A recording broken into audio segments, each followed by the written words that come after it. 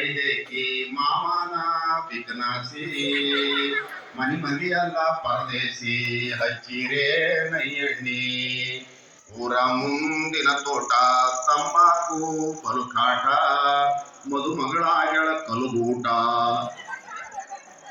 ಅಪ್ಪ ಇಲ್ಲಿ ಯಾರಾದ್ರೂ ಲಗ್ನ ಆಗೋರಿದ್ರೆ ನೀವು ಕೈ ಜೋಡಿಸ್ತೀನಿ. ತಮ್ಮಿದ್ದಕ್ಕಿಗೆ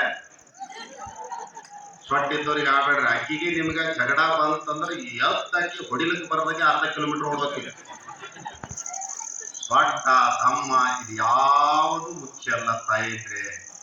ಅಪ್ಪವರು ಪ್ರವಚನ ಮಾಡೋ ಸಂದರ್ಭದಲ್ಲಿ ಮೇಲಿಂದ ಮೇಲೆ ಅವ್ವ ಅವ್ವರೇ ಅವ್ವರೇ ಅವ್ವರೇ ಶಬ್ದ ನೋಡ್ರದ ಅದರೊಳಗೆ ಇರ್ತಕ್ಕಂಥ ಸಾರಸತ್ವ ಸಾಹಿತ್ಯ ಕನ್ನಡದ ಶಬ್ದ ಎಷ್ಟು ಆನಂದ ಕೊಡಲಿಲ್ರಿ. ಅವ್ವ ಅನ್ನೋ ಶಬ್ದ ಒಂದು ದೊಡ್ಡ ಶಕ್ತಿ, ಅದೊಂದು ಹೃದಯ ಶ್ರೀಮಂತಿಕೆ.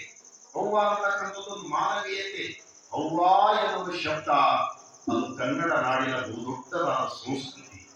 ಅಂತಹ ಶಬ್ದವನ್ನ ಅವ್ವ ಅವರೇ ಅವರೇ ಅಮ್ಮ ಅಂದ್ರೆ ಅವ್ವ, ಮಮ್ಮಿ ಅಂದ್ರೆ ದೆವ್ವ.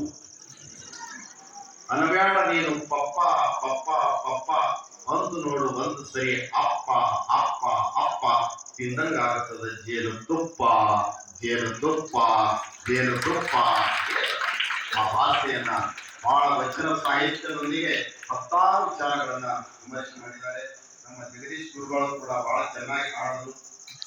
ಸಣ್ಣ ವಯಸ್ಸಿನಲ್ಲಿಯೇ ಈ ಒಂದು ಪುಟ್ಟರಾಜ ಅಜ್ಜನ ಆಶೀರ್ವಾದದಿಂದ ಇವತ್ತು ಸರ್ ಅವರು ಬಹಳ ಅದ್ಭುತವಾಗಿ ಸಂಗೀತವನ್ನ ಮೂಡಿ ಬಂತು, ಕೇಳಿದ್ವಿ, ಬಹಳ ಖುಷಿ ಆಯ್ತು.